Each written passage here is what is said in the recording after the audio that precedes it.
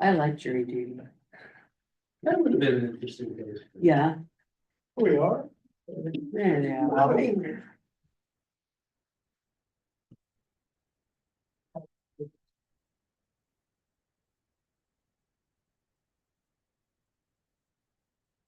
So much.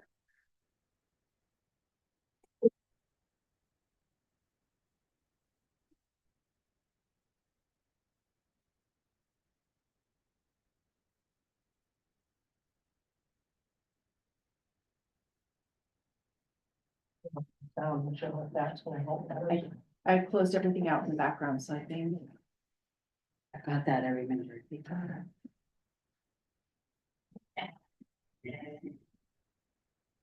Time for the meeting. Yeah, that's true.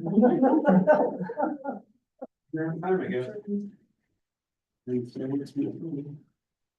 All right, we're ready. You ready? We're up and moving. Good. All right, well, we'll go ahead and call this meeting over then. And Ryan, would you like to do the pledge? Sure. Flag of the United States of America. The republic for which it stands, one nation. Indivisible, with justice for all. Thank you.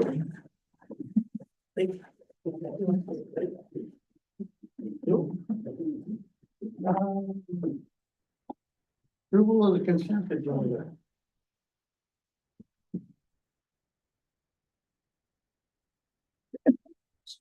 I move that we approve the consent agenda as presented in our packets. Second that. Okay, been moved and seconded. Any further discussion? All those in favor? Motion passes 5-0. And back to where we're supposed to be, request for agenda modifications. Did I see anything you want changed? Okay. Public comment.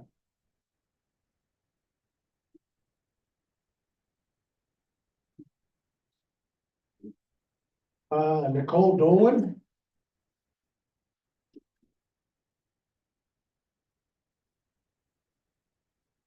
Yeah, if you can just state your name and that you're live in the Floma School District, or wherever you live, like the Almond B Road, that I do. be in the Floma School District. Yes, so I am a Nicole Dolan. I live on 1770 McBee in Philomath, Oregon. I am bringing a concern that I'd like to share with you from an event that happened over the weekend. And again, is happening in the next coming weeks. For the Philomath theater performance of Beauty and the Beast. Saturday, we had a conflict with a basketball event.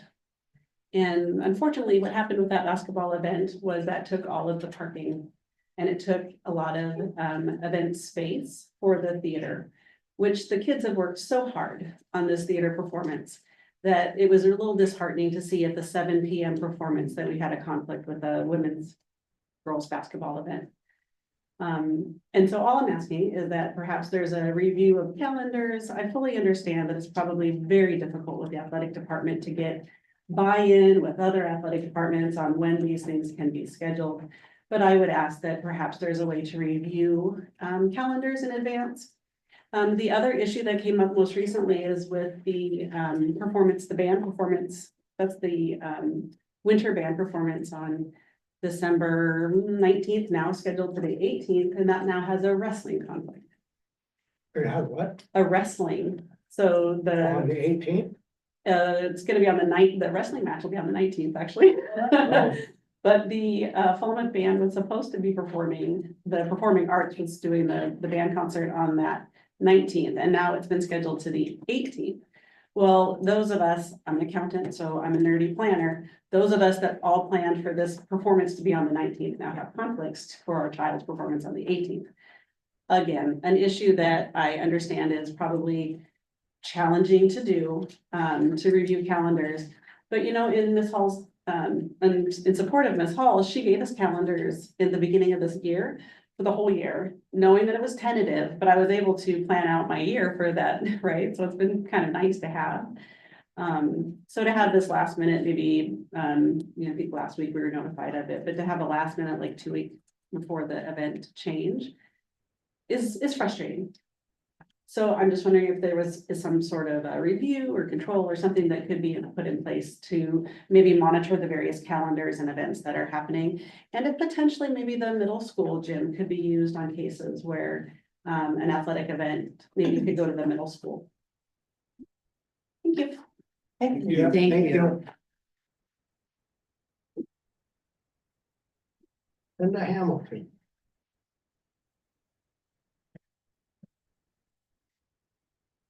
Good evening, everyone. Thank you for serving our student, our teacher, our community. I'm here, I'm an OSBA Board of Directors. I'm also a member of Lane Education Service District in Eugene. But I'm here tonight to talk about the OSBA, the election candidates. Can you state which town you live in? Oh, Linda Hamilton, Eugene, Oregon, Okay, with Lane, yeah, okay. thank you. And I'm a Thank you. duck. Thank you. We could never get. Especially after last night We won't go by or it. Saturday, whenever. it Part of Oregon, we all in this. was. I'm here tonight to talk about the OSBA election for the candidates. There's two candidates running. Clyde Rue is one of them, and Lulu White Bear is another one. I know both of them. I'm a strong advocate for CTE, come out of a law enforcement background. My husband also is a retired state police. I'm retired sheriff's office patrol probation. So we're really into CTE, and David Barone, who's from you guys' community here, is a firefighter, and we do firefighting fire camp with David Barone. And he the one introduced me actually to Paloma, and I was out here for the summer festival that you guys put on. But anyways, I'm a strong advocate for CTE, and I'm a strong advocate for having representation from the rural areas on these boards. And OSBA is a board that have elected officials from each region throughout the state of Oregon. And Clyde Rue is currently the elected official for you guys' region, and I'm the elected official for Lane region. And so he's out of Lebanon, and I was one that supported and nominated him to be on the board. Because I asked that we diversify the board more, would include it more from the rural areas. We need representation out of the rural areas as well as these big districts. So I asked that you guys support Clyde Rue for your OSBA board. Lulu Whitehouse is here too, and I know they have the Caucus of Color, and she was selected as the president, and her board have the right to appoint her to the OSBA board as a candidate, because the last three presidents from the Color Caucus that has been on the OSBA board is from the Caucus of Color that Lulu is current president of, so she can have a seat from that board if they're elected. But I ask that you guys really consider Clyde so we can continue to have, and the caucus is part of the board. Lulu is on, but so I would like to seek you guys' support because this is a rural area. And that's what I have to say today. And if you guys have any questions for me, I'm here for about my minutes up. Anyone have any quick questions or anything? Thank you. Thank you.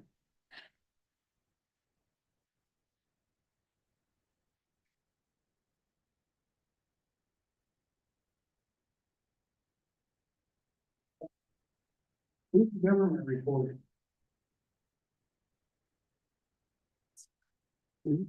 Yeah. Surprise. Reagan's not here. Yeah, Reagan's not here. Yeah, Reagan's not here. You guys have anything? If you Reagan don't, showed up on the spot. if you don't, that's fine too. I mean, So, neither of us are in Neither are. actual in student ASB. government, so Okay. I don't no problem. really know what they're planning. You're doing something. Okay. Discussion action items, OSBA resolutions. So we all have the resolutions on the paper here. Was, why there, did she wish to speak? Yeah, I was just giving, okay, I was just letting everybody know, making sure that they had their paper. Sure. Would you guys, either one of you like to speak?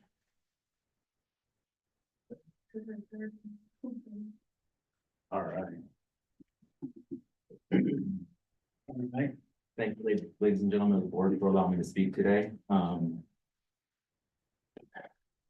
the OSBA Board of Directors, I'll give you a little bit about me first. I grew up in Lebanon, Albany, Sweet Home area, mostly in Lebanon, finished off in David Douglas in Portland. So I have an experience of rural and big districts. They're both about the same, but representation is probably a little bit different. So with that being said, after my 12 years in the military, I went back to Lebanon to raise my kids there. I felt that I knew more about the community. I knew more what was going to go on. During that time frame, I had the privilege of coaching over 5,000 kids. I stopped counting at 5,000. Let's just put it that way. It was a great way of transitioning my military experience. Shortly after that, I decided to become an OSA official. Doing baseball, basketball, done a little bit of wrestling, didn't agree with me, even though I was a wrestler. Football and volleyball. I try to use my experience between being a student back in the day, military life, coaching and officiating in my role as a board representative in order to represent students. It's been a learning career. I'm about a year and a half in the Lebanon Community School Board. It was learning experience, and the 10 months or 11 months that I've been on the OSBA board has also been a whole new level of the learning experience. I want to try to bring all of that together in order to increase the representation from Region 10. My experience with Region 10 is it's been a school board here, school board here, school board over here. I want to try to bring everyone together. I want to have unity. I want to try to have communication between the school boards and working together, trying to increase the impact for students. One of the ways that I've done that so far is in the OSBA. I've been working on policy, talking with Spencer and trying to get it where board members get policy first. You might have noticed here recently that all the board members got an email with the policy update as far as what was coming out. That's been some of the work that I've worked on while I've been at the OSBA. Here soon, we're going to probably have a new portal where you're going to be able to log in and see all the policy. You're going to be able to cross-reference policy with other school districts in a simple little search engine. And that seems to be the biggest impact that I'm working on so far. It's a developing process. So with that being said, does anyone have any questions? Okay. Thank you. Thank you.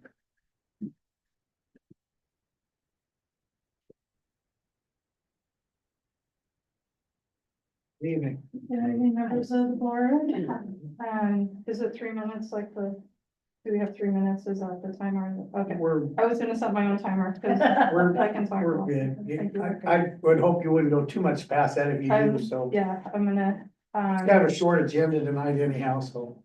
okay, well, I've emailed you a couple times, a little bit more about me, that way you had that ahead of time, and, just really thankful to be here this evening to kind of talk about my hopes and if I was selected in this position. As you know from my emails, I'm from rural Oregon as well. I spent most of my life in rural Oregon and just over on the coast, just a little ways over, but just within our own region. So I do have that experience and also have the experience of serving on the Corvallis board, where I currently am in my last half of the year as chair over there. And I bring that perspective as well. And I have learned a lot being on the caucus leadership as far as seeing what's happening in districts all over the state and I explained that a little bit in my email I sent you all recently as well. The similarities and the differences in understanding the diversity of our region as far as the districts that are served is different than other regions that I've seen and worked with through the caucus. As our colleague has mentioned earlier, I was elected as the president of the caucus, and as I explained to you, I would not have even put my name in if that meant I couldn't represent our region, because I feel really strongly about being able to serve our area as well. And I did apply for the position when Clyde was appointed. We were both in that run as well for appointment. And so I was like, why not go ahead and run, since I knew the position was coming up, and just see what happens. And because I still feel really strongly about our region and being able to represent us at that level. And one of the reasons why I would have preferred to represent our region instead of the caucus on the board is because on the caucus, I would be representing like a larger group, the whole state of the groups that are represented by the caucus, and from that lens instead of the lens of our region, and that's who I preferred to serve. So that's when I had checked with OSBA and asked them about that initially, if that I would be precluded from running if I was selected as president, or if I would have to withdraw.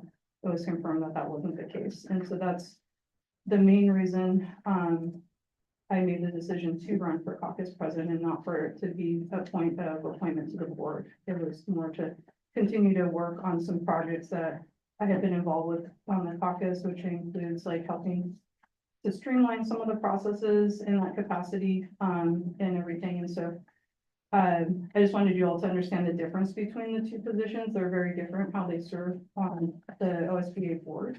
And I also wanted to share briefly a little bit about some of the things that I've been working with OSBA on as well, which includes helping advocate for the protection of school board candidates' addresses. Unfortunately, across the state, some school board members are targeted for running for boards, unfortunately, and from various backgrounds, like racial and gender and political affiliation backgrounds have been targeted with hate notes and house vandalizing and things like that. And I feel really strongly that we should be able to serve our communities without having to face that. And I personally have not been impacted by that, but I feel strongly enough where I feel like we should be able to at least run without having to be targeted. And so that's one of the things I've been really advocating for with the OSBA board. And I know it's part of the legislative pieces. I'm really big on political advocacy. So helping understand or helping legislators understand the needs of our region is really important to me for things like the funding, the state mandates that come without funding, as well as some of the inequities that exist around CTE and around access to special education in smaller rural districts. There's a huge disparity.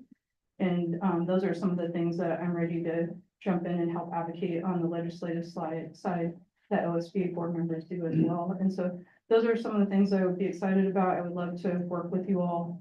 I'm really big on working with people and representing the needs of the whole, and not just myself. And so that's one of the things too I wanted to share with you all. And just wanted to say thank you for your time, and however you all decide to vote, I look forward to continuing to serve our region as well. So thank you. Thank Wait, you. did you have a question? Sorry, I didn't ask that part. And does anybody have any questions? Thank you. Thank you very much. Okay. Skip that line, the resolutions. And In the packet, and we have a copy here, do you just want to read it? Oh. I see. see that Okay, somewhere. Where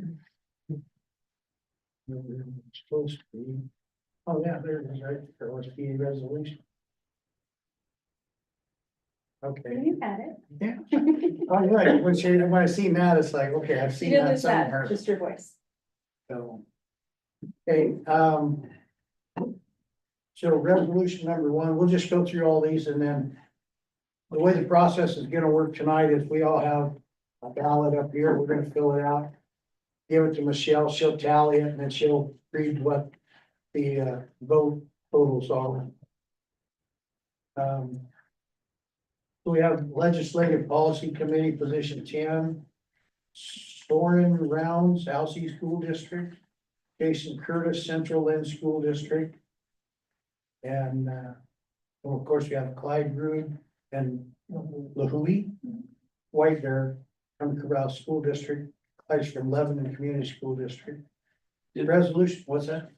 I can do it after you're done. Oh, well, no, that's right. Well, just on, in the term, in the Legislative Policy Committee. We haven't had anybody come and speak to us from those two, right? No, No, but we did we did- yeah, we receive did. their paperwork. Well, and then when Susan and, Aaron? yeah, no, Sandy. Sandy. Oh, Sandy. Sandy and Susan and I. Well, I Yeah. said you're that way somewhere. We were at the Albany ESD when they spoke at the road show, and so Oh, okay. I don't know if you want any, if our opinions or feelings about that versus. Did the other board members need any more information to make a vote on the Legislative Policy Commission? You can if you want to. And only a sense of when I heard both of them speak, I guess I was just a little bit more impressed with Jason Curtis from Central Lynn than from Soren Rounds from LC. That was just my personal opinion. I don't know how you guys felt, Okay. or if you know these people, I didn't know. Did you have So- anything, Sandy? No. Okay. Okay.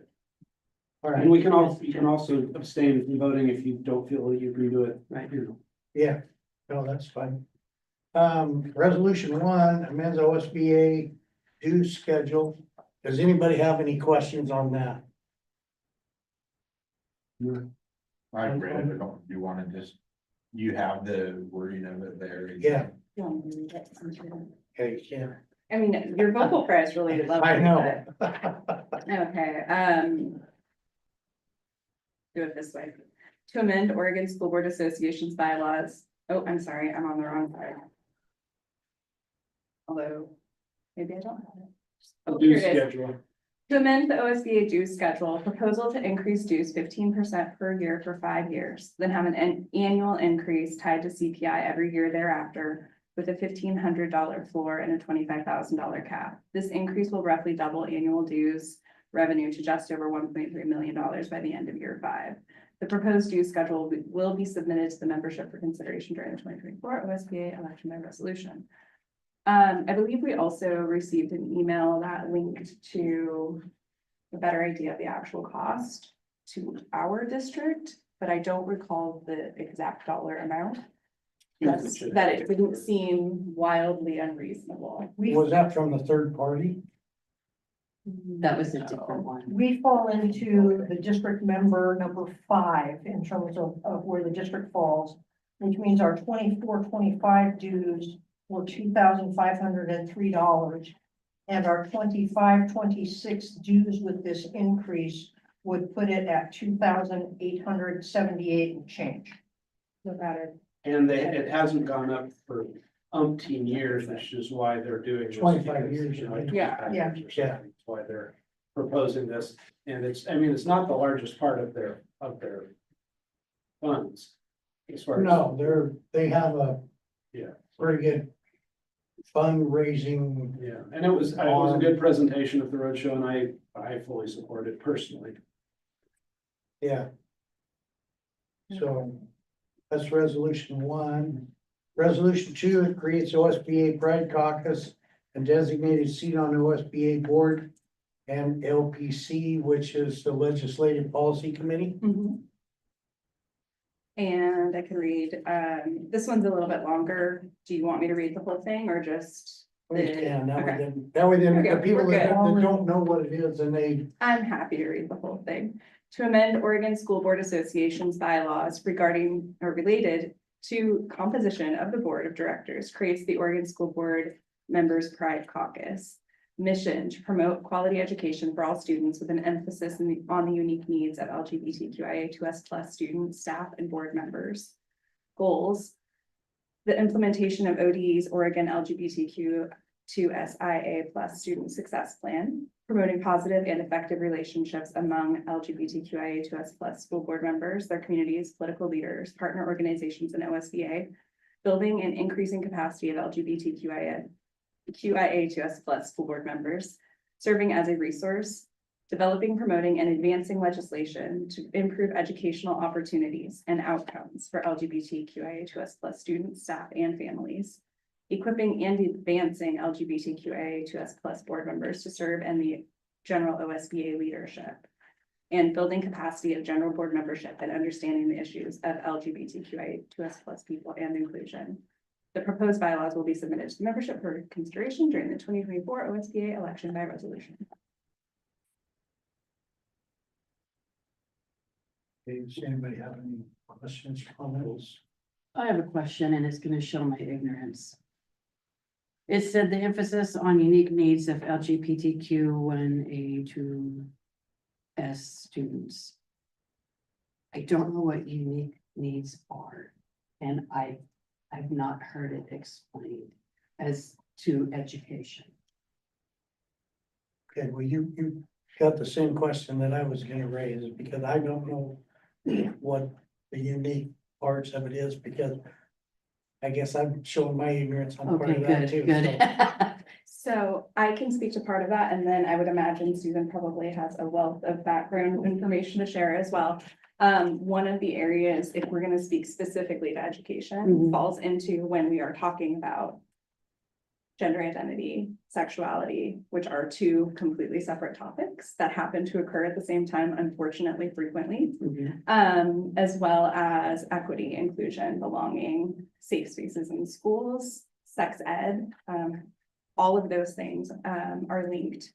But also making sure that as we are starting to review curriculum on history, that we are including the wealth of beautiful history that has come from all around different intersectional identities that exist in this country, and exist quite predominantly in rural districts. I will say on the actual advisory committee, I think out of the full, 60 some people who attend off and on or are communicating who can't attend, there are maybe 2 from larger school districts, and all of the rest of them are OSBA members from rural school districts. So I do think that's really important to mention. And then Susan, you have It just, oodles more than I.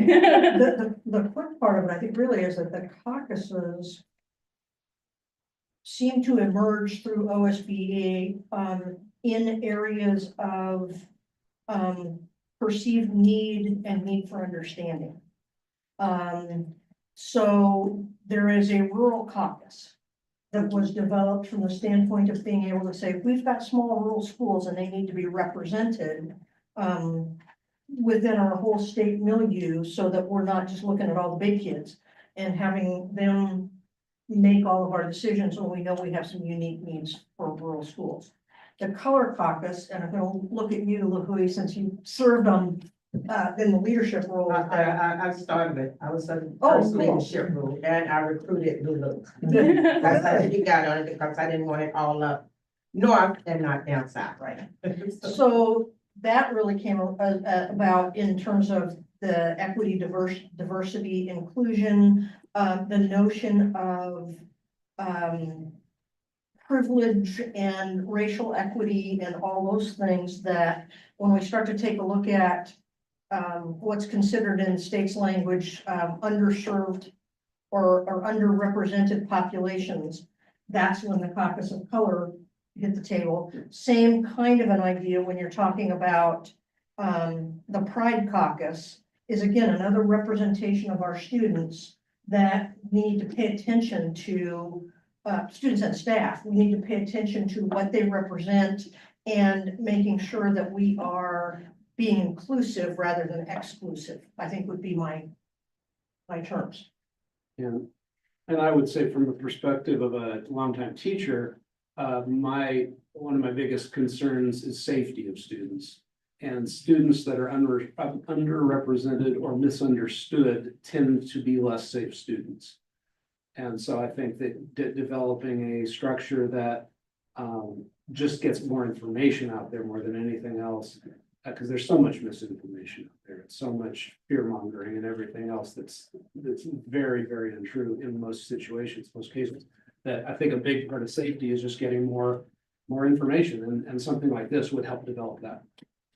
Yeah, I appreciate you mentioning that. One of the things that has come up in a couple of our meetings is, the fact that this segment of student population is the most likely to commit suicide during their educational years out of any segment of students. And so if there's anything that we can do to support education outreach, helping, making sure people know that they're not alone.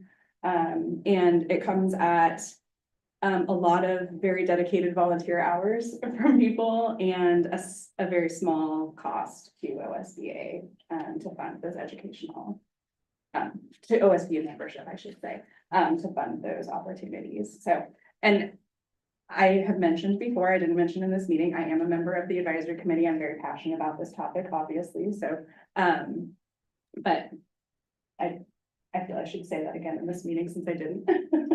So. No, that's fine. I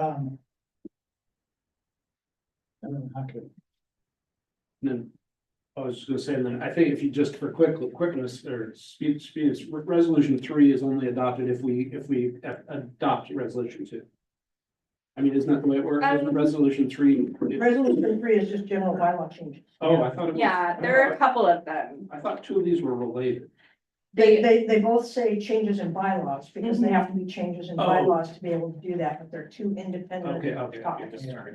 Yeah, there are a few, and they're all called out individually. The list, I could read it all out loud, but there are very specific changes in the bylaw. There's 7 or 8 of them.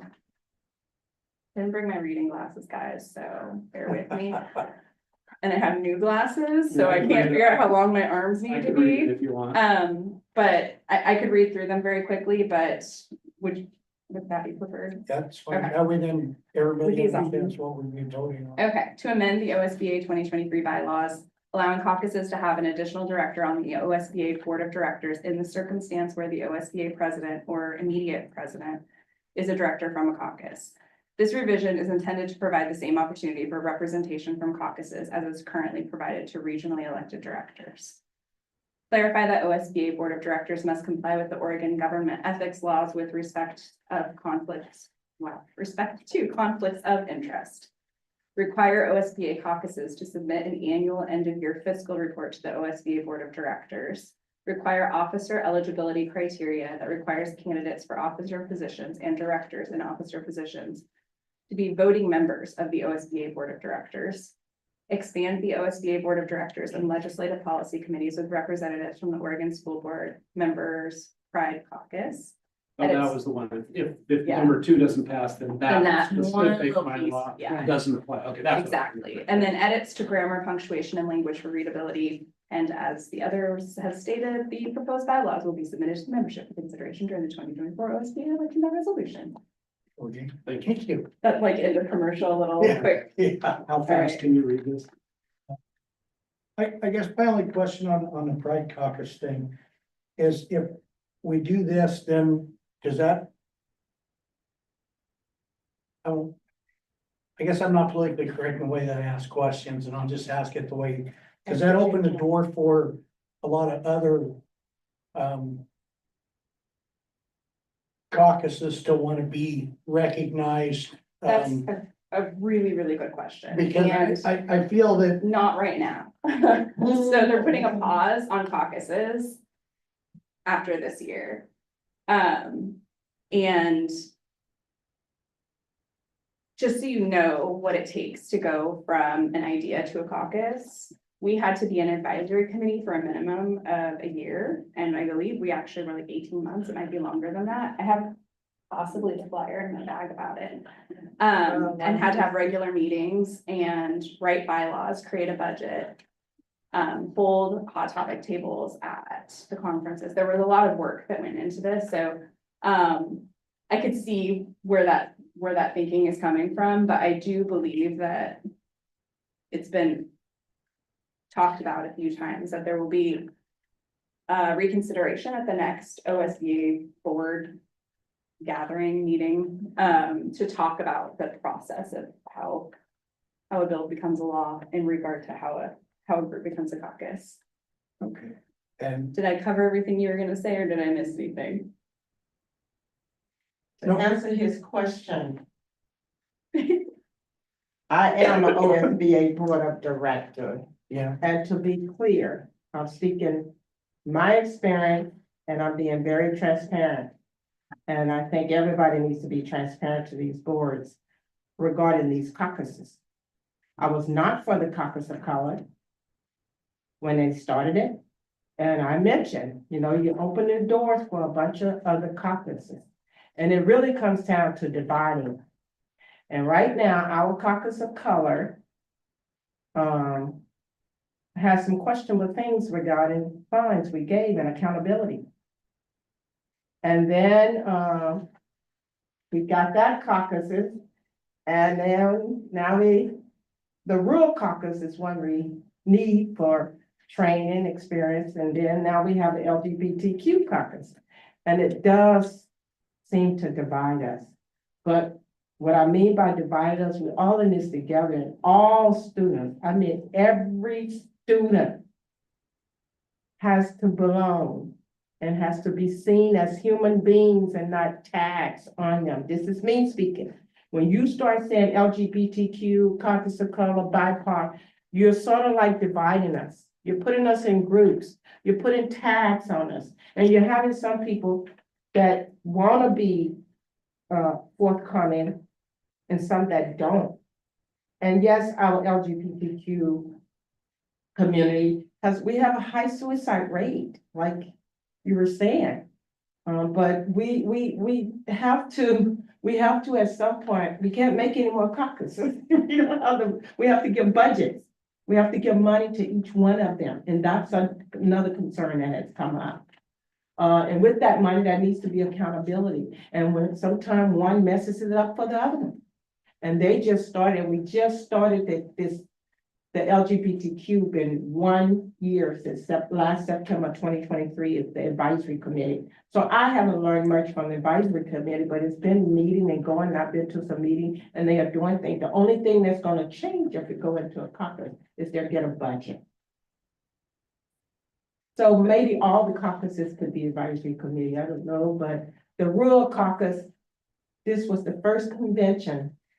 And they came and they did exactly what they were supposed to do for the rural caucus. They brought 5 different peoples from different rural areas that could not afford to go, and that was great. And so this would be a new start for the LGBTQ. And they brought a speaker And to they this brought a last speaker, conference, yeah. and we actually funded it internally within our group. And then to make some, it they even happen. got some donations. They didn't even ask, Katrina was saying they got donations, but we have to at some point say. yeah. That's the question. How many more caucuses can we have? That's the biggest question that comes up at OSBA. Well, and I also have a concern that as educators and, you know, I'm not an educator. I'm not a professional educator. I sit on this board. 4 other people sit on this board. But we're here to treat everybody equal. And I don't see how it's beneficial to, you know, treat kids separate or different. You know, kids are different. They're all different. They learn different, everything else. But we need to try to group them and make it the best we can, that they're all equal and not a special group. Right. That's my personal opinion. Oh, that's the right way to say it. You got it.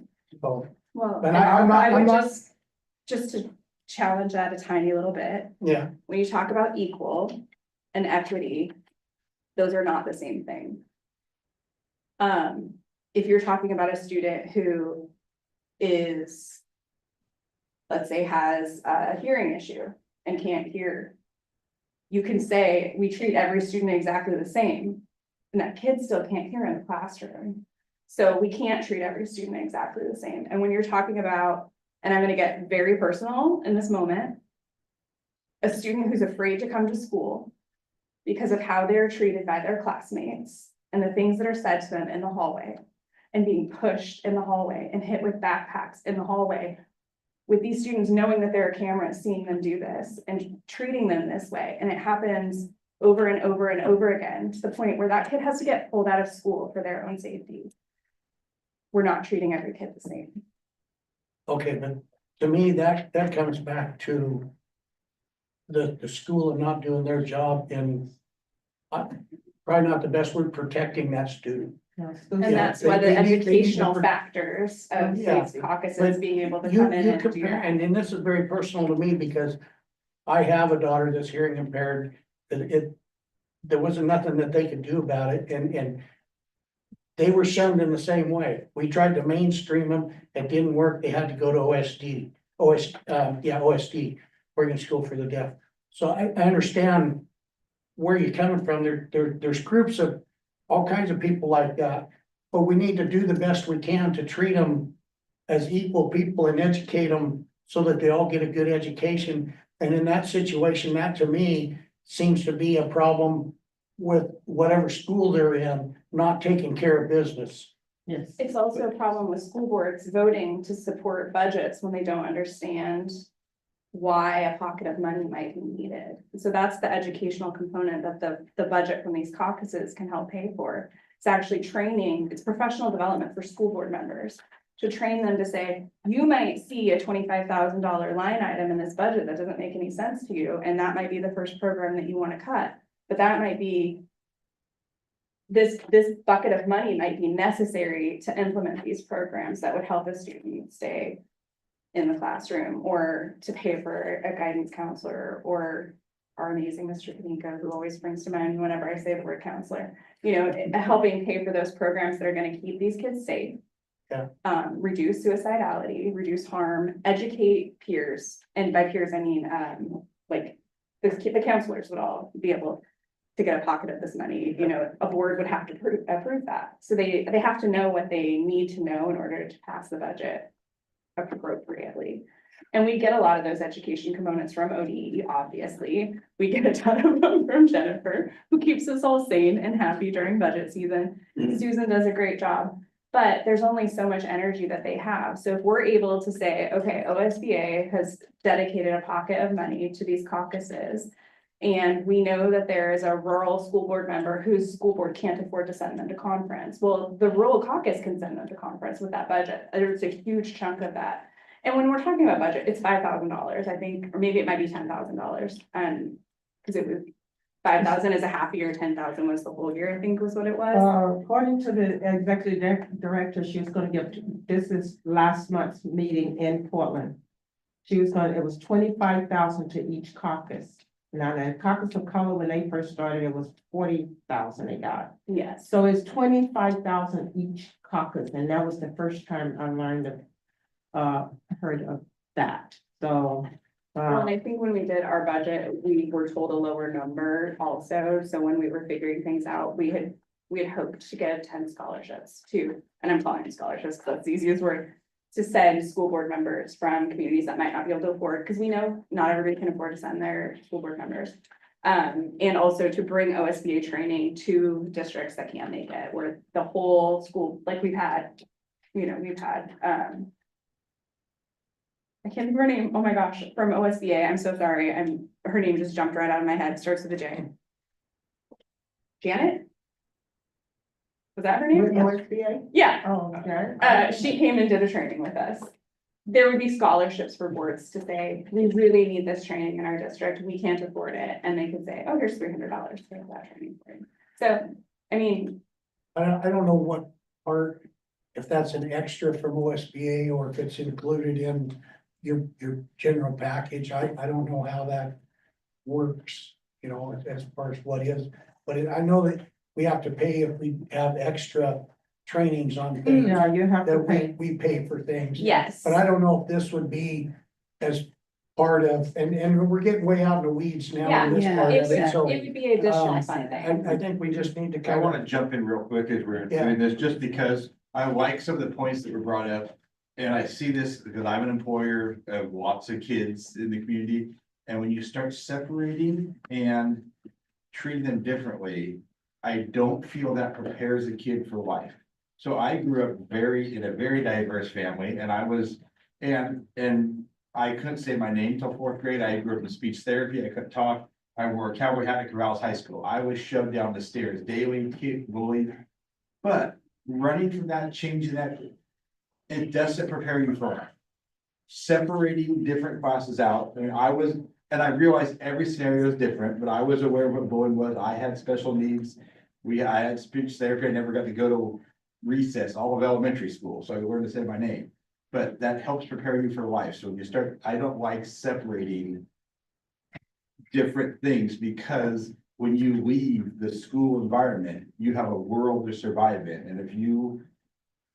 And I understand that everybody needs to be treated safe, everything needs to be safe, but you also have to, our goal of school board members, I see it, is to help prepare people for life. I'm not a teacher whatsoever, but when they leave the school system, and I just feel, I can feel pull the kids out of public school to homeschool them. I don't think that does the kid a favor, because they're taking them out of an uncomfortable situation. And I don't think that helps them down the road, based on the people I've hired and seen in that. I don't see this as separating student groups. I see this as education for the people that support students. And that there's a difference there. At the core, I agree with you, but I don't think this is that. No, and the caucuses are not intended for students to participate in. They're No. professional development opportunities for the adults who serve on school boards and for people who work within school districts. And I'm very confused how we keep hearing separation when we're talking about inclusion. That doesn't make sense to me, but whether someone chooses to say out loud a label that they feel comfortable and identify with or not is one thing, but making sure that the adults who work in the school district and serve on school boards, and I'm just saying the school district because this is where I'm sitting right now, know that they are part of a community that supports them is very important. And I do think that this is one of those steps that shows that. I also want to point out that the budget for all of the caucuses was already included in OSBA's annual budget that has been approved by the OSBA Board of Directors. So this would not change this next year's budget at all. It's already been written into the budget. And I just add one more thing. I think that, for me, it really, the whole notion of a caucus is about listening. And listening for how do we include more? How do we include it right? How do we know how to include? My thing with OSBA about saying right now, we're not going to add any more caucuses right now, could also be, at what point can we get rid of one? Yeah. Because it has become an accepted and inclusive arena where we know what we need to know. And we do have that one. So it isn't just about adding more, but it's also about, hallelujah, that at some point we can take some of them off the table. Because of the work that we've done to listen and to be able to be inclusive. That's just my thought. And another thing that was pointed out that I thought was really important, because it came up due to a scheduling error, like the public comment we had earlier, is that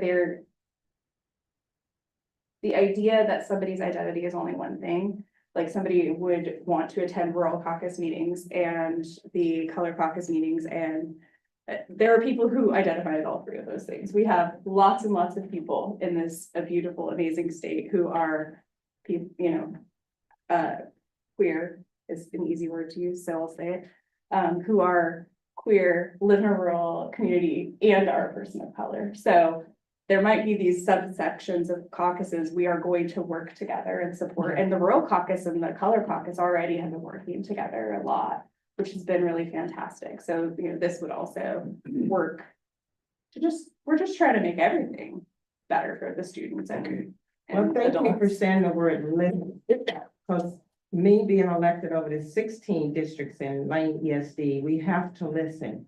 And every area, rural, are different. You have to meet the schools where they're at. You can't come in there trying to push your views and think it's gonna work for everybody, because it's not.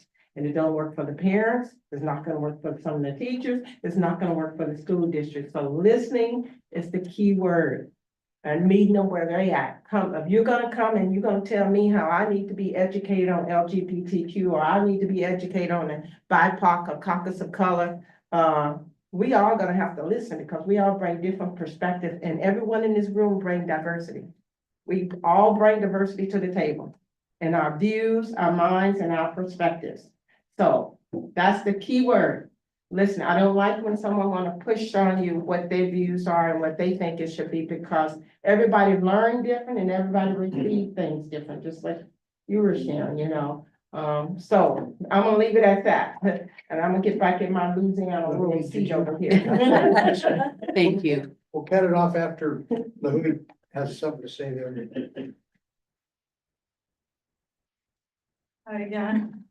I just wanted to provide clarification on how, because it was mentioned that there is some not accountability or something along those lines, or some confusion around finances with caucuses. All the numbers get reported to the board.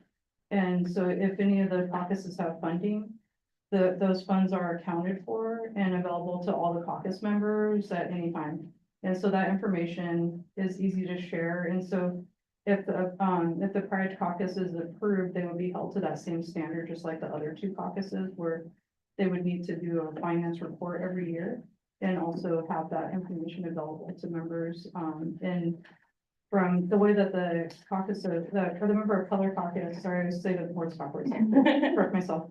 Member of color caucus works is, anybody can go to those meetings as well. And so, that's another part of the caucuses that I think is helpful if people are going in attendance to learn with each other and from each other.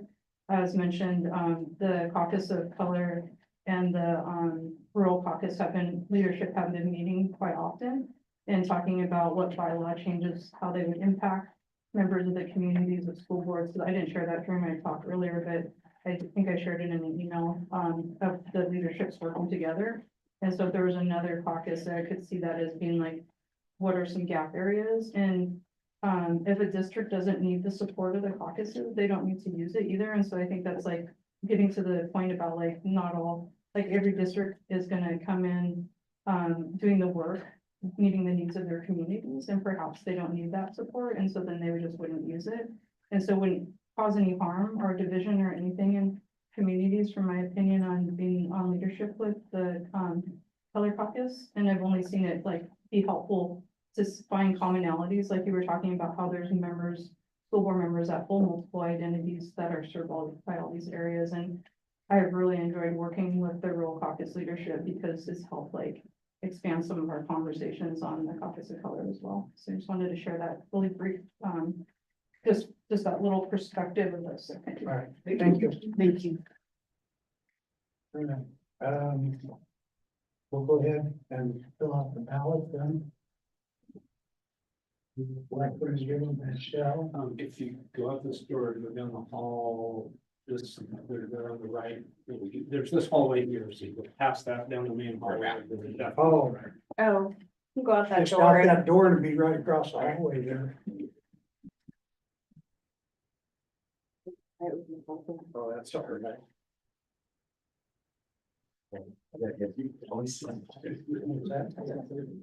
Well, yeah. Did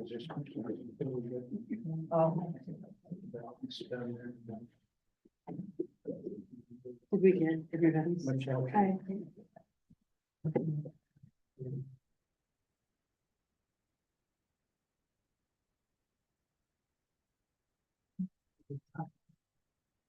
Okay, we'll move on to association reports. Is there a PEA report? No. Okay. What about an OSEA report? School stuff, PHS, would that be you, Mark? Yep. Good evening. Good evening. I just have to find a presentation.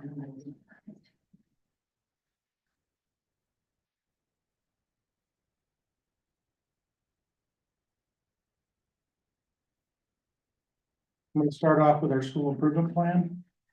So this is it's our continuous school improvement plan, which is a 3-year plan. The administrative team at PHS did a needs assessment. We had our faculty do a needs assessment. We took those results and along with our guiding coalition, which is our building leadership team that's made up of teachers and administrators, we came up with the 3 goals that you see here over the next 3 years. So number 1 is strengthen recruitment and retention by building a diverse staff, creating onboarding for new teachers, offering strong support and growth for veteran teachers, ultimately creating more stable and rich learning environment that benefits all students. Goal 2, provide inclusive communication pathways and feedback loops that promote meaningful partnerships with all stakeholders. And then goal 3, ensure that all students feel safe, supported, and actively engaged in the high school community. So what we determined from our needs assessment was these are the big 3 areas that we were needing the most work in. So you can go to the next one. Again, there's goal 1.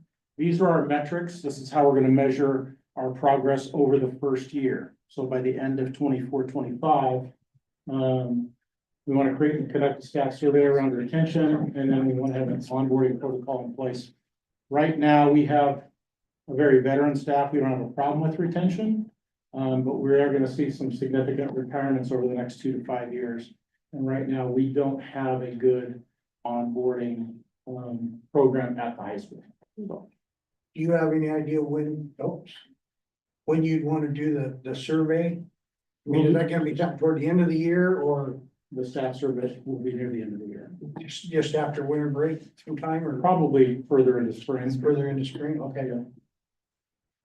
Okay, Susan, the next one. So goal 2, we want to have a better connection with all of our stakeholders, parents, community members. And so our goal is to have more admin representation at our emerging bilingual meetings. We're going to do a communications survey. We haven't developed that yet, but by the end of February, we want to have that complete and sent out. Try and do some better advertising about the Chat with the Principal and our weekly Warrior newsletter. In a previous school district, we did Chat with the Principal. It was very successful. I'm finding it hard to get off the ground here, and I'm not sure exactly why. Over the last 2.5 years, we've only had about 5 parents that show up for those, usually 1 or 2 on a regular basis. So, again, just looking for ways to connect with people. And then we're going to start having administrative representation as much as possible at community meetings like Rotary and the chamber meetings. And then goal 3, and this is a big one, ensure that all students feel safe, supported, and actively engaged in the high school community. We currently give us a survey to students at the end of each year. And that survey hits on engagement, belonging, and tells us how kids feel about their connection to school. And so all those percentages are, well, the first 3 are from that survey specifically. So we want to see an 80% or better on the engagement survey at the end of the year. So 80% of our kids or more are saying they feel engaged strongly or regular engagement with the high school. 80% are better on the belonging section, and then 80% are better on the students feel safe at school. And then the last one is a big reach, but 75% or more of our students are involved in either a sport, club, or other activity at PHS. So we want to see kids involved, and we typically look at those numbers after every sports season. So, no, go ahead. Curious in the surveys and things, I'm wondering, and I'm not really old enough to know this, but I know in the 90s, early 2000s, like all the shop programs basically were dissolving. Realizing now like auto shop from the cars in the 60s and 70s, those are obsolete, everything's all computerized now. But do you see trends or what triggers, like what CTE classes are available? I see a lot of stuff on sports, and I was not a sports person. And I just know that sports build things, but build their work ethic, all these different things. But very few people make their living on sports. And I feel strongly that we need to be providing opportunities for kids to go out when they leave here into a career path. And so there's a huge amount of budget in every school district across everywhere into sports. And as I graduated high school in 2000, I was the one that helped disassemble all Corvallis High School's shops because they quit all that. They went down to one shop and our job was to get everything hauled to the OSU auction. And so I've never seen any of those classes come back. We have a pretty strong CTE program. And we have for our side of the school, a real good variety of CTE courses. The kids love those courses, child development courses, culinary, the tech. If we had more resources, we'd have more kids in those programs. Is that included in that number 4 in terms of, since so many of those involve going outside of the school to do things? Well, that's No, what brought it up because it didn't mention anything about, right. that's why I brought it up. Those, we're gonna see maximum participation in those because those classes have certain caps, certain limits. And so they're always full. Now, if you want those numbers, I can email them to you. or And I guess I can get those honestly don't numbers. know what PHS provides, because I was a Corvallis student, my kids are now elementary and middle, so I don't know what is provided here. So we have small computer program. We've got the manufacturing tech program, which is really, really big. We've got forestry, natural resources. Culinary department, culinary arts program, and then a child development program Health occupation. and health occupations. And child development, culinary, manufacturing tech. Does those are- manufacturing tech, does that cover welding? Welding, machine tool, yep, those classes are all full. Those are full. And culinary and child development, those teachers are only half-time, so we can only offer about 6 of those, 6 courses each in each area per year, where we're turning kids away from those programs. And in case you don't know, there's a preschool attached to the childhood development that is top-notch preschool. So that 75% number really is about sports, the clubs we offer or activities like robotics. Outside of class. Outside of class, yes. Okay. How are you gonna make sure that the students are gonna fill out the surveys? I mean, is that a mandatory thing or is that a voluntary? It's voluntary, but we do provide them time to do it in their advisory or homeroom. Okay, because what I'm reading there is 80% or better students feel safe at school, based off the year-end student survey. Are they gonna be able to be honest about how they feel at school and not be targeted through the survey, I guess is what I'm asking. We hope so. The survey is completely anonymous. We don't Okay. collect email. We don't collect anything about the student that could be identifying. Other than they do choose which grade they're in. So is it done through a third party or is it done through the school? We created a survey and we sent the survey out. Okay, Is so it like a Google? It's like a Google Survey. form. yeah, and I'm not a tech guy, which you probably already know that, but there's not much of a way, or is there a way that people can figure out who said what on stuff? No, There isn't. okay, Nope. all right, Because because those responses are private, Yeah. yeah. Yeah. okay, Everything's anonymous. We have no way of telling who said what. okay, We just look at the data. all right, And we get about 75 to 80% of the kids take the survey. okay. So it's typically the seniors that don't. Because they're on the way out. They're on their way out. anyway, so, yeah. Okay, no, I just wanted to make sure that, it was just basically nobody could figure out who did what or said what or Completely anything. anonymous. And then they could be honest about if they give is there room to write an opinion on There is. something? Yeah. So they could do that. I can share that with you if you want. You can see what it's all about. It's a pretty strong survey. It's modeled after a youth truth survey, Okay, which Corvallis uses. And, yeah, it's pretty comprehensive. okay, no, that's fine, I was just wanting to know and.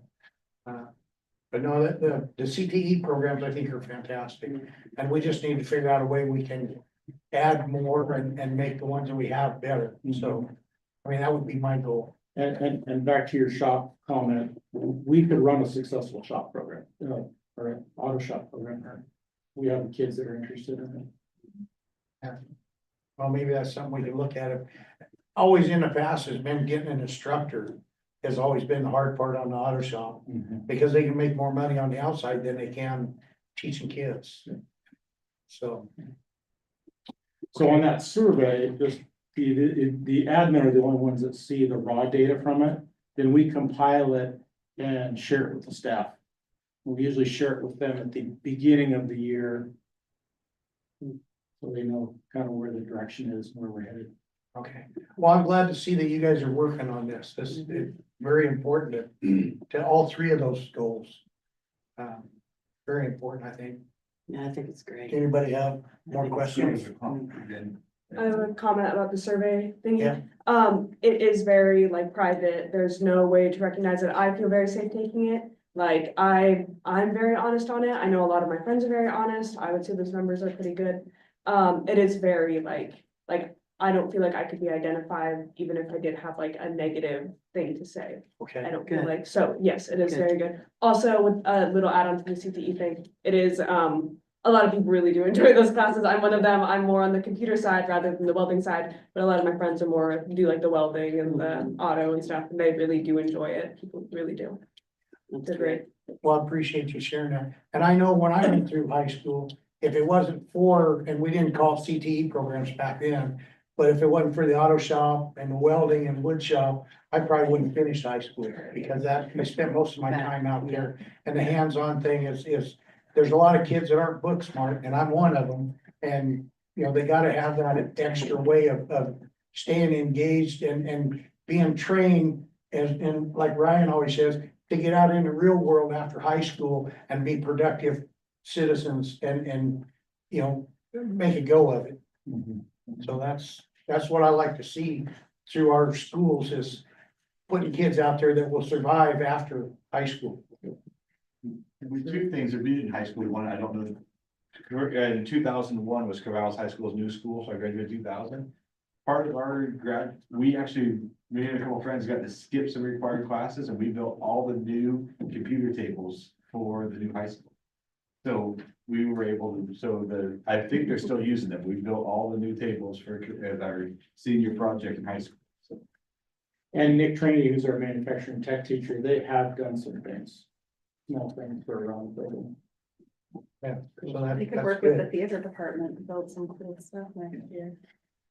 I could have used them a few years ago. So our student participation, and this was for fall sports, for about 40% of our students were involved. And every single fall sports team made a postseason. Wow, It was a pretty good season for that's them. great. Currently, winter sports, we've got about 26% of all students that are involved. And then that clubs number doesn't include activities like robotics and theater, so that number is probably closer to 150 between clubs, robotics and theater. So with those numbers right there, I see pretty easy to cover the 75%. In the previous slide. Unless there's duplicates. There's a lot Well, of. some of them would be There's duplicates, yeah, some but duplicates. you're still gonna be close to that 75%, I would think. And we'll see, this spring will be a big participation. I mean, we have a lot of sports. We've added boys and girls golf, and we've added boys volleyball. Okay, So that's gonna increase participation as well. all right. Attendance, so this year we rolled out a new incentive plan. We really want to target students that are attending at a rate of 80 to 89%. They're the easiest ones to move. Our goal is to get every student above 90%. If you're a 90% attender, you're considered regular, which means one day or less a month. So what we do is every month, we look at the data, and then we give out these cards to students that they can redeem for prizes, essentially. Do you see that a lot of them do redeem their cards? I wonder how effective. No, I it don't was. think so, based Okay. on the number that we handed out. We probably had, I don't know, a dozen or more that turned in the one ticket for their 1 week of extended lunch. That's a pretty. That's a good one, yeah. People like extended lunch, right? It's really nice. Yeah. So they're not patient enough to hold on to get 5 tickets to get Warrior gear or something else. In addition, we throw all the students that were regular attenders from the previous month, we throw their name into a hat. And then at the beginning of the month, we draw a ticket and then we award a $10 copy card to that student, so. Okay. So of our regular attenders, so last year, according to the state, our attendance rate was at 70%. So 70% of our students were attending at a rate of 90% or better. That's up 1% from the year before. And we did a little bit of attendance work last year with some nudge letters and some communications home. But this year, first trimester, we're up to 76.3%. So we're seeing a little impact of the work we're doing. Good. Academics. So one threshold you need to earn so that you can get extended lunch is earning a 3.0 or higher. So we kind of typically look at that number. And this trimester, 67% of our kids were above a 3.0 or higher. So all those kids will get extended lunch for the current trimester. And then just sharing some of our state test data from the test was taken last spring for our current seniors now when they were juniors. This is just compared to other districts in the area. We like to see how we're doing in relation to Corvallis and Gaps and LC. And we're pretty proud of those numbers. We realize we still have a lot of work to do because our participation rate isn't great. And our scores, we need, a 50 is not a great score. English language arts, again, we're outperforming the districts around us.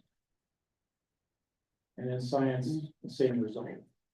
And again, until the state decides that this becomes a graduation requirement or makes it required in some other form, we're going to struggle to get that participation up because just families just opt out and they don't see the reason for taking the test.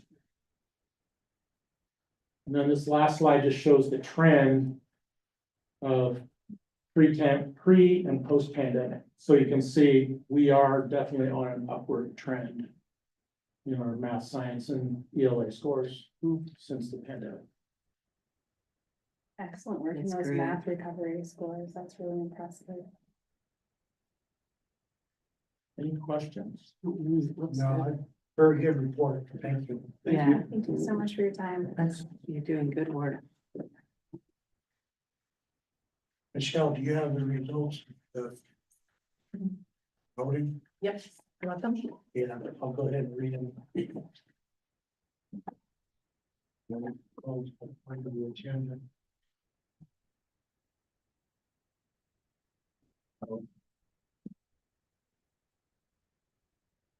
We'll just go right down the line.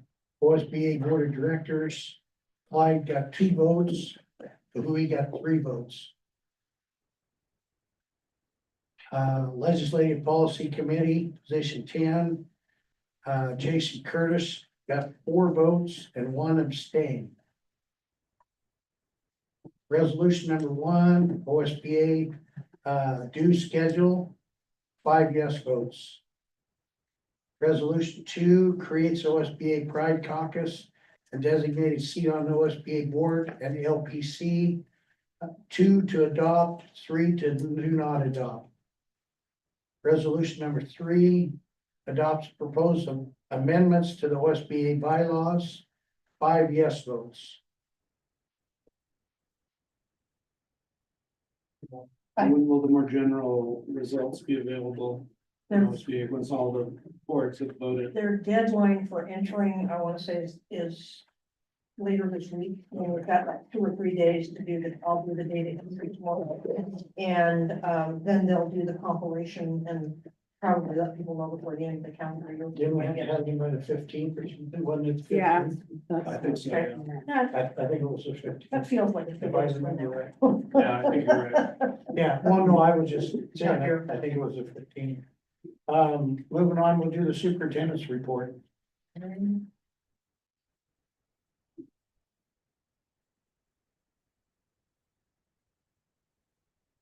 A couple of things just to bring you up to speed. The academic calendar committee, 'tis the season. We are getting that committee together on Tuesday, December 17th for the first time to take a look at the drafts of 2025, 2026 and 2026, 2027 school calendars. So these will be what days are we in school and what days are we not. So it's not all the specific events and things like that, but it's our general school calendar. So when will that be brought to the board? It will be brought, if not in January, in February. Okay, because I know in years past, we've had a problem of it not getting to us in time so that families could make plans. That's what, the other reason that we want to adopt 2 years. 2 years, Is yes. so that we can always be a year ahead, Okay, to be able to make sure. So, That would be nice. yeah, that's the plan. yeah, all right. Two years Thank you. last year. Didn't we approve 2 years last year? Did we have to change it? We never approved two. We We didn't approved approve two. one and then never came back around, I don't think, to that second one. And part of that was kind of a wait and see attitude of, do we like the one that was this year versus the one that was the year prior, and what do we want to do with it? So I put in information that we've talked a little bit about before. This is from the 2023 long legislative session, Senate Bill 5506, which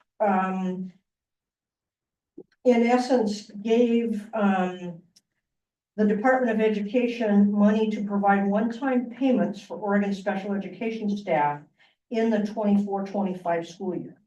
So this was decided in the 2023 long session. We now got the information that this stipend is available for specific special education staff working in special education this year. So the start was for people who people needed to be working in their positions on the 1st of December, which was December 2nd, and needed to work until payment was received, which for us will be the last payment of the school year. And the specifics were that it was designed for those individuals providing what they said were significant special education support, meaning 75% of or more of their day focused on students with IEPs, and the IFSPs is for our early intervention kids before they move into the IEP is what comes at kindergarten. The IFSP is what happens when they're in early intervention programs before they get to kindergarten. And it's for licensed or classified staff.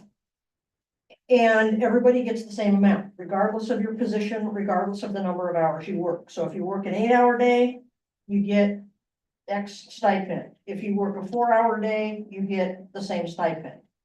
And you have to work through that span of time. And in the middle of January, each district has to submit their list of eligible staff members, which we're working on right now and validating with our associations to make sure that we've got all the appropriate people on the lists. So there's $8.9 million.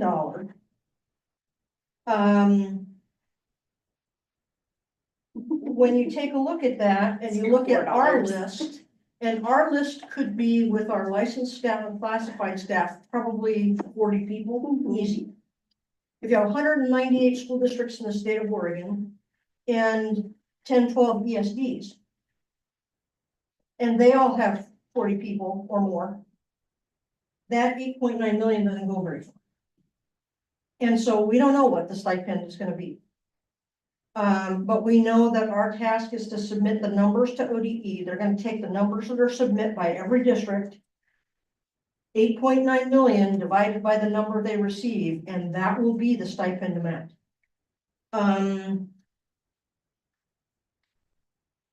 We could take bets on what it would be. I was gonna say a nice lunch, but I think probably not even a nice lunch. My concern is that it might feel like, while well-intentioned, but it's not gonna be what was anticipated. The other piece, so you know, is all the money of that 8.9 million goes to the staff members, which means that other payroll expenses have to be picked up by the district. So every district that's accepting this money is paying the other payroll expense or the associated payroll costs in order to be able to do this. Well, at the rate that you're saying, it's not gonna be that much though. but it's not gonna be that much per person, but we have to, But we as a district. we as still a have to district still need Pick to up do the that. roll-up cost. And so, you know, we will do that and we'll take care of the business. Because the other thing that we don't want to get caught in all honesty, is to be able to say, we don't want to accept this money because we don't want to pay the roll-up costs. And then you're entering a long legislative session where you've got legislators that are saying, we gave you money, we offered it to you, and now you're telling us you don't need it. Right. Yeah. So, we have to be real thoughtful in the way, that we are working in that. Do we know what the average district size is in Oregon? Are we close to average or are we below average? We're I mean, below. I mean, we have huge Yeah, differences. Yeah, we're below. But we are below average, okay. I was just trying to do some calculations here. Right. I had the same number you did when Well, I that's, did that's this. if we assume that we were the average, but if we're below average, then it's gonna be well below that. Yeah, so I mean, it'll be interesting to see who gets closest to what the stipend will actually be. We're being real transparent and real upfront. I met with our licensed association today and shared the names of the people that we've got on that list. And we'll meet with our classified group tomorrow and share the names that we have on that list. So everybody is open to be able to take a look at what we're putting forward and, just being real clear about how we're gonna do business. But I wanted to let you know, the other part of that is there was conversation in the beginning because we, as a part of our collective bargaining agreement, already pay a stipend. Can we take that money? Can we take that $5.50 a person and, backfill in for, and I'm hoping it's not that small, back that in for the stipend that we're already paying? No, this is an addition. So this doesn't change anything about our collective bargaining agreements with our staff. This is something that the Legislative Assembly put in place. We're honoring it and moving forward. So, just to let you know. We've talked a lot about Center for Educational Leadership. They're gonna come back January 8th and 9th and continue their work with our administrative team. We've also added some teacher leaders to the mix of conversation. And, that's really, bearing fruit in our different schools. And so it's pretty exciting to watch that continue to unfold. In our legislative happenings, Representative Gomberg told us on Monday, December 2nd, I'm gonna come through to Philomath on Wednesday, December 4th. If you wanna come talk to me, for the people from Monroe, Alsea, and Philomath. And there were two of us that came here and met with him, but we had an opportunity to talk about the education agendas and specifically for our area. So it was nice of him to be able to stop by and visit with us a little bit. Information that we now know about the governor's budget. The governor needs to, in early December, produce a budget for the biennium, and it may stand, it may not. You know, so there's lots of changes, but she puts forward what her budget would be with a total school fund allocation recommended at 11.36 billion. It represents a $1.2 billion increase over the previous biennium. The increase also has included some of the PERS expenses that districts now have to be responsible for. And so we kind of got a win in that the roll up, because we originally thought from the governor's first cut at a number that all our increase was going to be taken in PERS requirements. And now that there is a proposed add to be able to take care of that, that should help us out in terms of our staffing and our commitments. So the goal for us is really to be able to advocate for maintaining that 11.36 billion, if not more. Because there's some things that aren't represented in terms of the increase in the special ed cap for funding. High cost disability programs, some things like that there is desire and need. But the start off is far better than it could have been in terms of moving us forward. So stay tuned on that. LBL has been working with us on the local service plan and updating the language. That will come back to us in January as a board to approve the local service plan from LBL.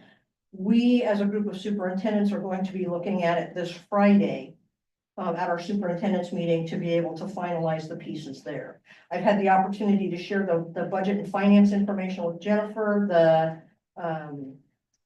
special education pieces of it with Kelsey, and the technology pieces with Mark, just to make sure that the language lines up and it says what it's supposed to in terms of meeting the needs for our folks too. So that's going to be very good. I said to you that we had put out our information about cell phone usage in schools. The surveys have been shared. And we're pulling together all the detailed information that we'll bring back to you in January.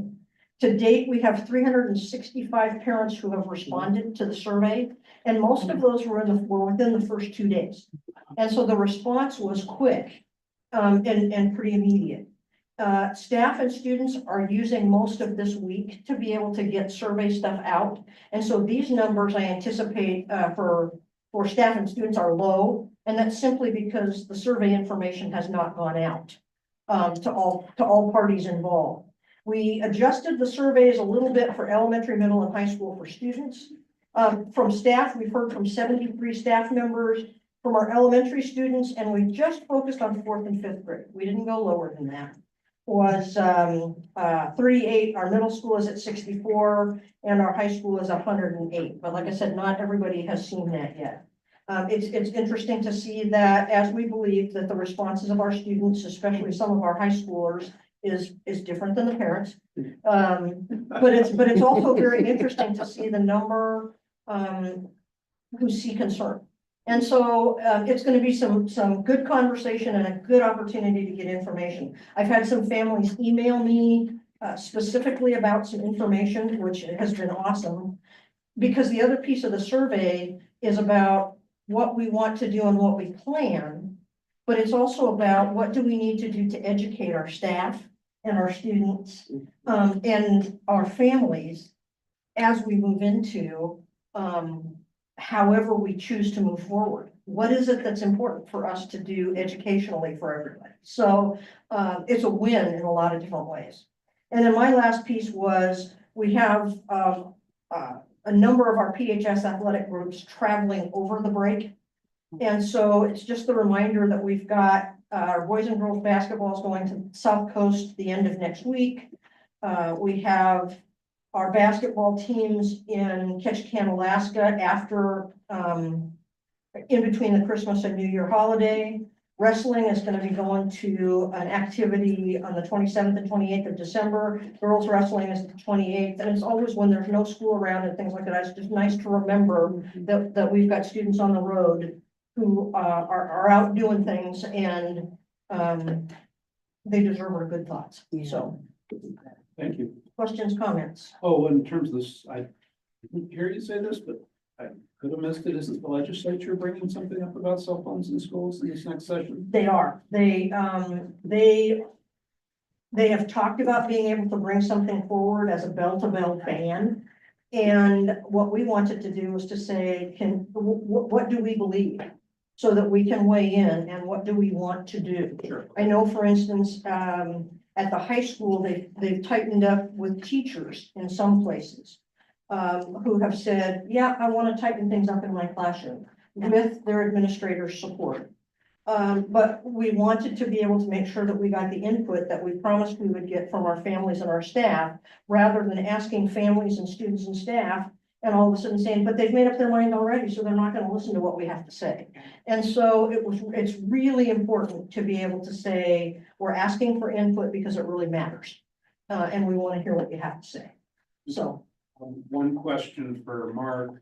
How many teachers have students use their cell phones actively for like research and things in their classes? I know they occasionally did it when I was here and when I was subbing. Is that happening, or just because there's so many Chromebooks and other avenues they don't need to anymore? Very little now, because they can use the Chromebook. Okay. We have a very good company policy, just one warning, then we smash it with a hammer.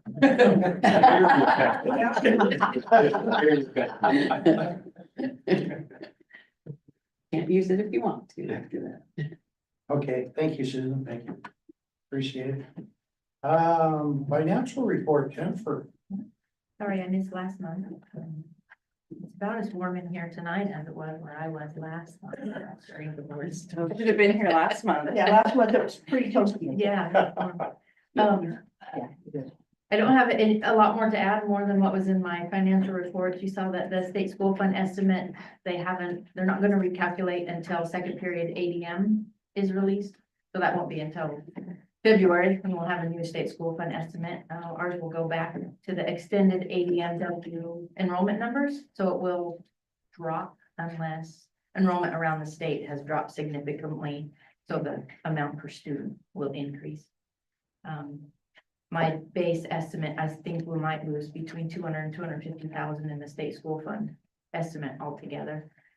So to account for that, for the time being, I have reduced what I did for our board appropriated transfers until we know for sure, because that's a bit of an extra at the moment into our reserves, unfortunately, but I'll wait and see how everything comes out in the end. I apologize that the pretty reports that I usually include were not included in this report, because the board meeting was a little earlier. The books don't close in time to get that report out there. But everything, we're right on track for budget wise. Projections look fine for the year, and you can see that the appropriation sheet show that we're within our appropriation, so. So does it look like the student count is gonna be about the same? I see it's about 50 different from last year. Do you project that out through the end of the year being about 50 short from what it was last year too? Most likely, I don't see it Okay. raising, usually from January to we continue to decrease. So we'll probably stay that same, but remember, state school fund is calculated on the extended ADMW, so it'll only go back to the lowest of this year or last year. Yeah, Yeah, no, so, I realize that, but yeah, I just was wondering if you were projecting to lose any kids or to gain any kids, or, you know, if you heard any. I haven't heard rumors. any rumors. I would anticipate it to stay steady, but we always have the end of the year slide Yeah, where it well, drops. you had that last year too. Yeah. So it will probably be similar. So when we work on our estimate of membership and revenue for next year, which is due in the middle of January, we'll take that into account. Okay. Other than that, Okay. our auditors are done with their work, so hopefully I have final documents to present in January. Good, thank you. Did it go well? Any other questions? The auditors like our business office. Yeah. Sure. A lot. Yes, they It do. makes their life easy. I As like they our should. business office. Yeah. Makes your job easier, doesn't it? Yes, it does. Strategy and discussion, the safety committee updates. Yeah, again, because of the shortness in between our meetings. We have started today recruiting for 2 different safety committees like we talked about. And so we've got one committee that will look at the facilities and infrastructure, which is really more the OSHA required. We need to do this, that sort of stuff with facilities, accident reports, that sort of stuff. And today, when I met with Shar and Nicole representing PEA, I asked them for that committee up to a half a dozen volunteers that their group selects. I'll do the same information with our classified staff at a meeting I have with them tomorrow. Joey already has on that group, the 4 campus stewards from our largest schools. So that's Philomath Elementary, Philomath Middle, Philomath High, and Clemens Primary. And so they're represented. And so we're starting to put together the required, or rejuvenate the required, joint makeup where the district can appoint, but the schools associations also have the opportunity to appoint as well. The second group has to do with individual and or system threats. So I've got a student that kicks me, hits me. We've got to do a lockdown at our school. I mean, those kinds of things. And ask also for that same representation. So we would look at a half a dozen representing the facilities and infrastructure and another half a dozen representing the other side of it. to be able to get those two committees running. So once we start to get names of people, we will also appoint administrative representatives. Much like the school appointments, I'll ask for an admin representation instead of all admin, because we can talk to each other just as easily when we have our meetings with one or two representatives from the administrative side. And then it's not overly admin heavy or overly one group heavy from another. And so those things are moving forward, and we're continuing conversation and getting those up off the ground.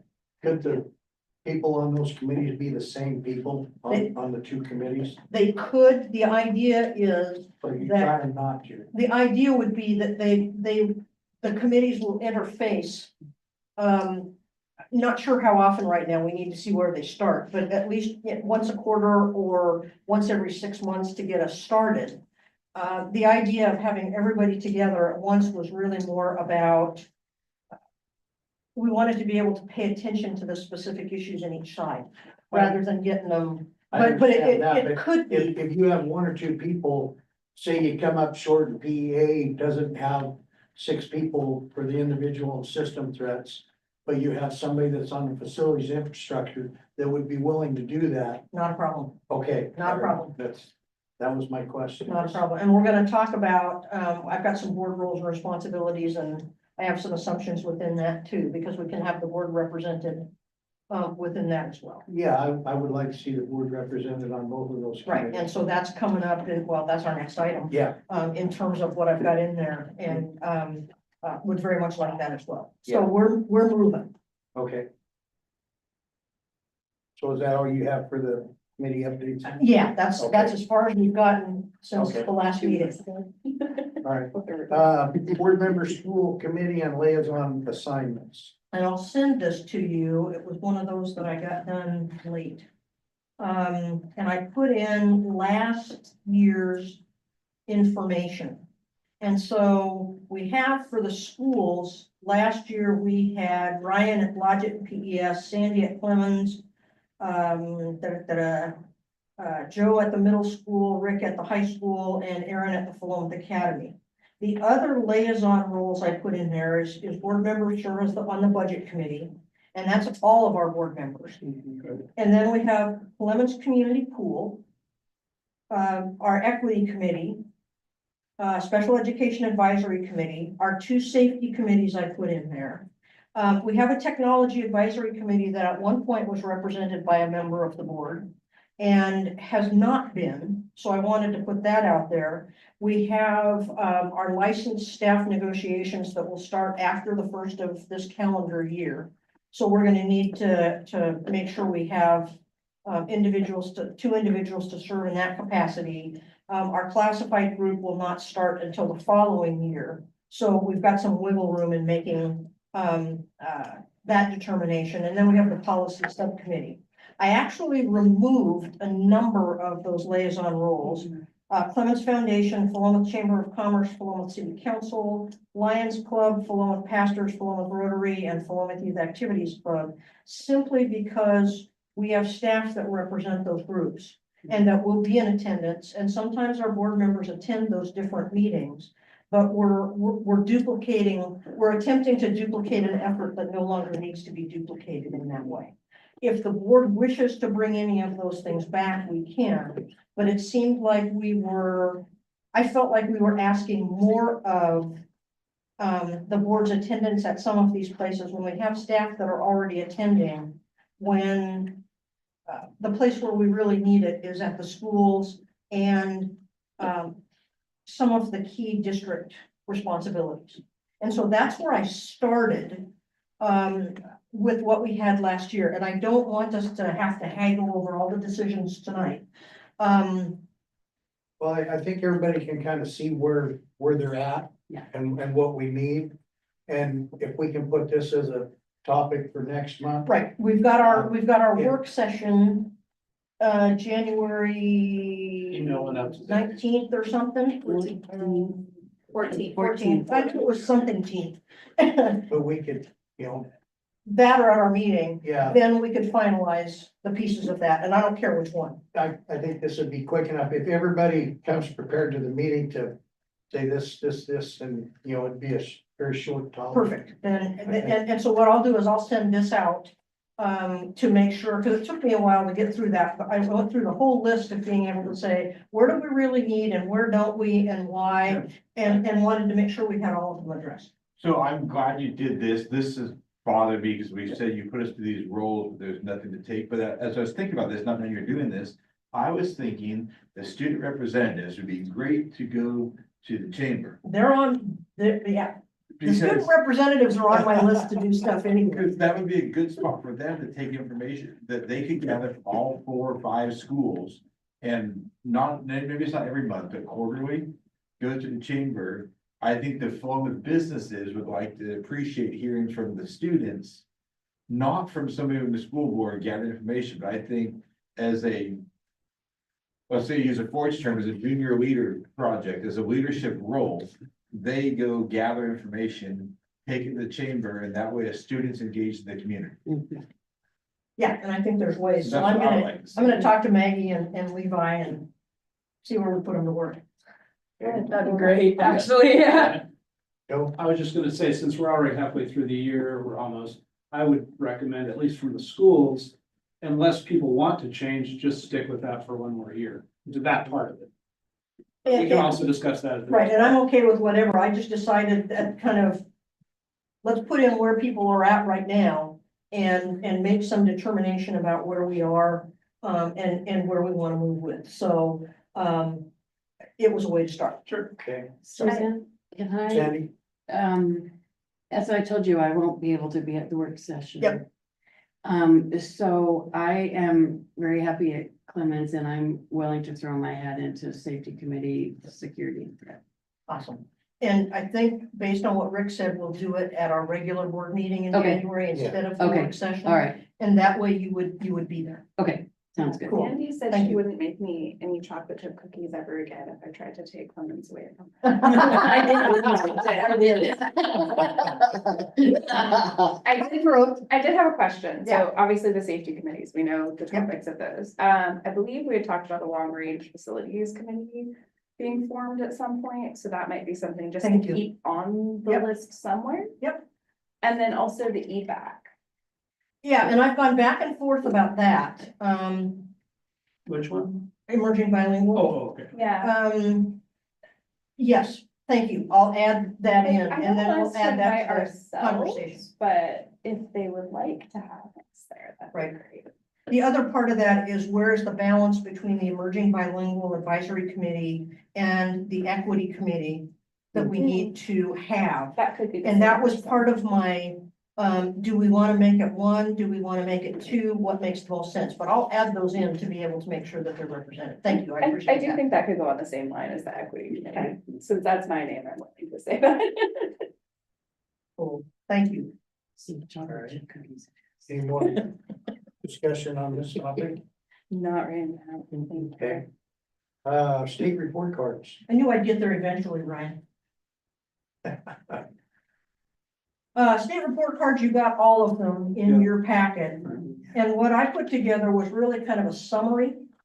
So for instance, if you looked at the Philomath School District, and you looked at the 23-24 information, these green ones show where there's been an increase since the year prior to report card. And so you can see that there are some really big, good moves in terms of where we've been and what we're doing. The second part I put down there though is, and Michelle, I'm gonna have her put these in the packet so that they're all there, is our state assessment participation. So you can see that as a district at K5, we're 90, in the 90% range, middle school, we're in the 90% range. At the high school, we're at 47 and 44. So when Mark said our numbers of participation are low, they're low. But if you start to look at individual schools, you can see Blodgett Elementary is greater than 95%. Now, you have to remember that at Blodgett, only 3rd and 4th graders are eligible to test, and so it's a very small window of students. At Philomath Elementary, you're right around 90%. At Philomath Middle, you're right around 90%. Philomath High School, 53-47. Philomath Academy, 25-27. And then Kings Valley is up in the 93. So you can see that there are some places where the state assessment participation can have some influence on the performance. Because if we've only got 50% of our kids participating, we never get a picture of 100% of our students and how they perform. Right. Because half of them don't do it. And so it gets to be a little bit more difficult to weigh in on that. Even so, I took the high school measures that they take a look at class size, and I didn't put any changes in that. I just put the numbers that are on the report card.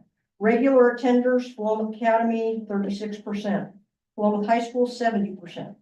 Kings Valley, 49%. Our on track to graduate, Philomath High School, greater than 95%. Kings Valley, 47%. On-time graduation, 63, 95, 57. So you can see that when you look at things compiled as a district, you see one thing, and when you look at things broken out as a school, you can see some different things. Well, but when you break it out as a school, the academy, they have fewer numbers. Yes, So it they're the doesn't same as take- Blodgett. Well, yeah, Blodgett, the academy, Kings Valley, it doesn't take very many people not doing, very well to really, I would say, skew the numbers, because it takes a big dive with just a few. Where at the high school, there's more kids participating, so it's harder to change that number. It is. When your students account for, each student is 7%. Yeah, You take two students and you're down 14% before you ever. In terms of the participation at the high school level, have we ever done a data analysis of the GPA of students that participate versus those that don't, or like their GPA in their math classes versus, or something like that, where you're looking at the data of, which students are opting out? Is it just randomly across the board, or is it more of a focus of just the lower students or just the higher students? Do we know anything about that? We've not done an analysis. I have a gut feeling. Okay. And just a visual of me saying which students are taking Sure. the test. It's the lower GPA students who are not taking. We're not taking the test, okay. Interesting, because They don't do well. I was thinking a lot of the reverse, but. Or a lot of kids who are getting ready to take the SAT was the other thing I was thinking. Yeah, I'm I remember that being curiosity. no, it's a good curiosity. Only testing 50% of your students. Yeah. Yep. So I just did the highlight of some of the information, and to be able to say that one of the things that especially K-8, what we're doing with our language arts and our math is we're finding ways to, within the school timeframe, look at what we call benchmark testing at least 2 or 3 times a year for kids, and what we call progress monitoring, or more consistently assessing those students who we really want to fine tune and target what their gain is, that we're getting that throughout the course of the school year, as opposed to just relying here. Because with the participation, we lose out on a lot of information there. So we're obligated to put those out. We've got them posted on the webpage, and we're taking care of business that we need to. thank you. Any more questions? All right, we'll move on to the meeting closure. Next meeting agenda items. You got something? Committees. I am trying to get enough, I guess I'm getting frustrated in elementary school because Aaron, we've offered to make those yearbooks available to the kids free of charge. I went and talked to Eric, said, tell me a number you need. He goes, oh, we have lots of money. Then the change drive, then we get a letter home. Projected costs are $5. Why is it so damn hard to give them money and just give the yearbooks out to the kids? I don't understand. I asked Eric over and over, give me a number. We don't need any money. We have money in the Rotary PTO, whatever. We have this money. I'm like, Okay, so why are we still telling them that it's $5 a kid, a couple hundred kids, whatever, just tell me the number, I'll write you a check. Thank you. I just tried to make the yearbooks free to elementary schoolers. And it seems difficult.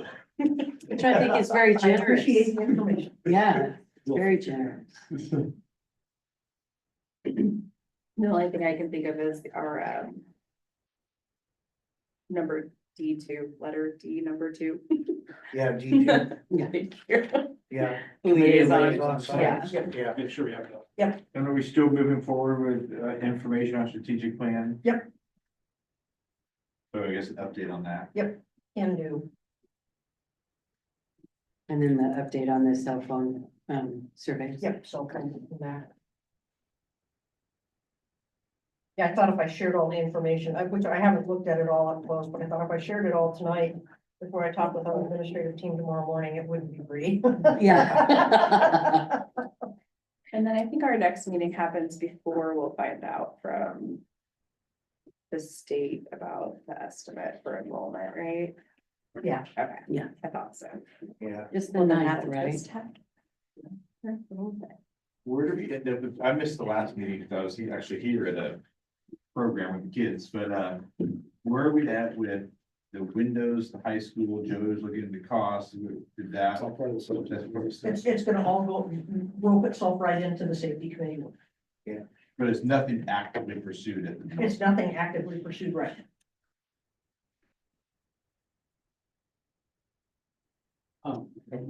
One informational piece, since we were talking about cell phones earlier, I don't know if anybody, how many people use Pioneer Telephone in here? They're actually offering cell phones. They actually now have a mobile plan, and I have switched over because they use Verizon's network. Yeah. They just do it through them and it's cheaper. Really? So, yeah, oh, yeah. Oh, Just no, I missed that Verizon memo. doesn't work at my house, so I stay with AT&T. Yeah. Yeah. When we lived out in Pioneer Village, we basically couldn't get Verizon service, but we lived with it anyway. I mean, could barely, but when there was an AT&T tower right up the hill. Yeah. Okay, no more agenda items. Board thanks. Just all the staff, I'm looking forward to hopefully attending some of the holiday or the winter celebrations, holiday, the music, etc., band, choir. That's happening. Lots of work going in this year, this season, so appreciate that. Lots of thanks, lots of appreciation. I much preferred the program last month that the band choir did in this auditorium versus trying to hear at the elementary school. It was much nicer having all the kids here. You could actually hear. There was a place to park, people could get in. It was much nicer than trying to hear on the little tiny speakers, and you can't hear a thing at the elementary school. The acoustics are just a little different. Yeah. Well, thanks to everyone who came tonight. I see some familiar faces who aren't normally here and some people who haven't seen in a while, so it's always nice to have this many people attend the meeting.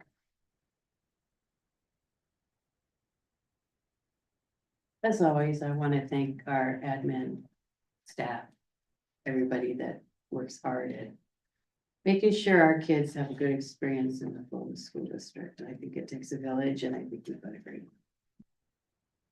I'd like to thank all the staff, like I normally do. It takes all of them to make it work.